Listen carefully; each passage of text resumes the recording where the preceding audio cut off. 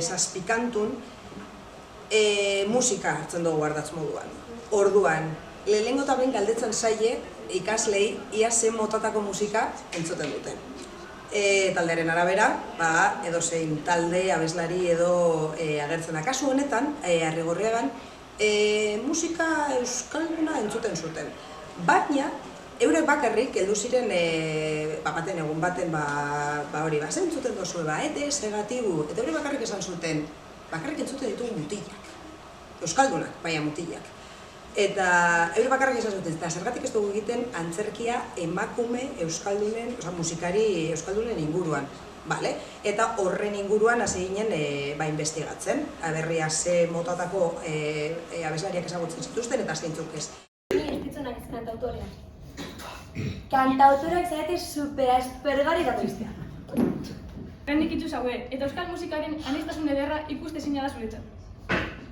Ez natu janire.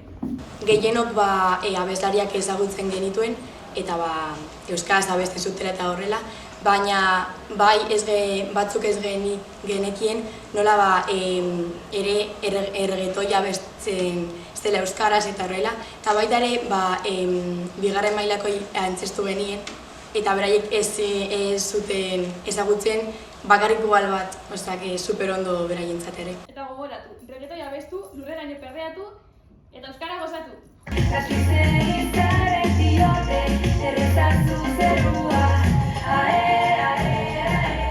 Lurraldiari esker, ikasleek ezagutu dituzte emakume musikari euskaldunak, eta antzerki hori ikastetxean egin dugunez, ikastetxean ere zabaldu dugu proiektu hori, eta oso polita. Baina nor da Maurizia delako hori? Los zaude, neska! Ni naiz Maurizia! Maurizia handituriaga, pantero joleta zeberioko baserri jaiua!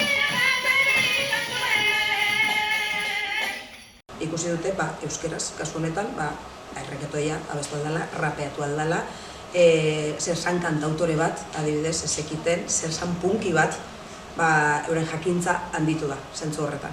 Gaztetxe, baina zer da hori?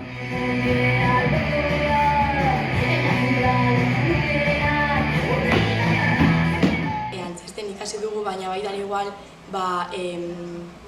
gu ezagutzen eta nola gure obrena ateratzen ikasi dugu.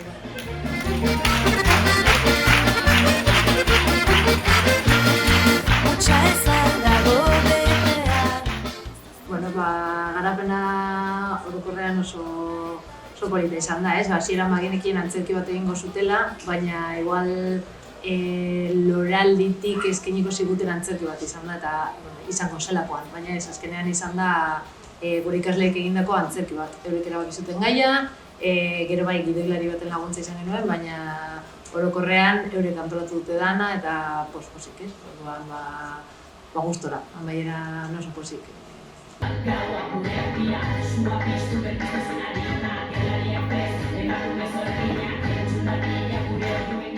Nik esango nuke proiektu polita dela, adibidez gure ikastetxean maila ezberdinetako ikasleak egon dira eta aukera polita izan da eurak batzeko eta antzerkian aritzeko.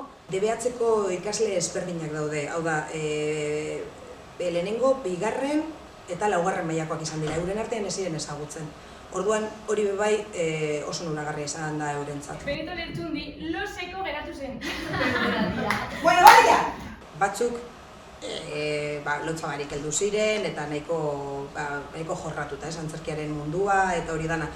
Baina beste batzuk zailtasun handiekin eta apurka-apurka joan dira lotzak kentzen eta hori oso polita izan da. Gomendatuko nuke, guk datorren urtean aukera bat dugu berriro egingo dugu, oso posik egon gara, ikasleak zoriontsu, posik piok gustatu zaie, eta orduan, gomendatuko nuke, dudarik.